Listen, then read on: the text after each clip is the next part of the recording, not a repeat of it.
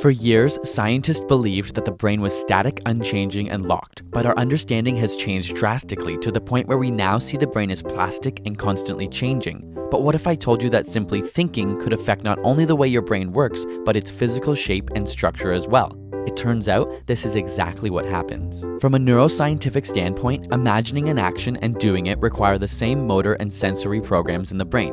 For example, if you were to close your eyes and imagine the letter B, the primary visual cortex lights up in the same way it does when you look at the letter on the screen. Take a moment and imagine yourself writing out your signature with your dominant hand. Chances are, the amount of time it takes you to simply imagine doing it is similar to how long it actually takes to write it out. Try doing the same thing with your non-dominant hand and it actually takes you longer to write and imagine. How is this relevant?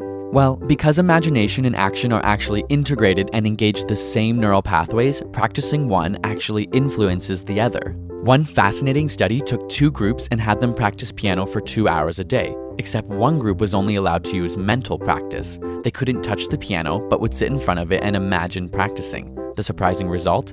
The exact same physical changes took place in the motor cortex of both groups.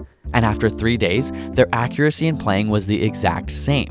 Beyond 5 days, the physical practice group did begin to excel faster, but the imagination group, when given the chance to practice physically, was able to catch up to their skill level quickly. Perhaps more incredible is an experiment which used imagination in an effort to strengthen muscles. Both groups did the same finger muscle exercises for 4 weeks, though one group simply did it mentally.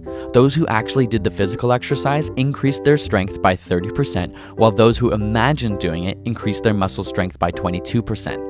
This is because the neurons responsible for the movement instruction were still being used and strengthened, resulting in increased strength when the muscles actually contracted. So, while your thoughts don't have some mystical or magical power, mental practice is an effective way to prepare for a physical skill. Each thought actually changes the structure and function of your brain by affecting the neurons at the microscopic level.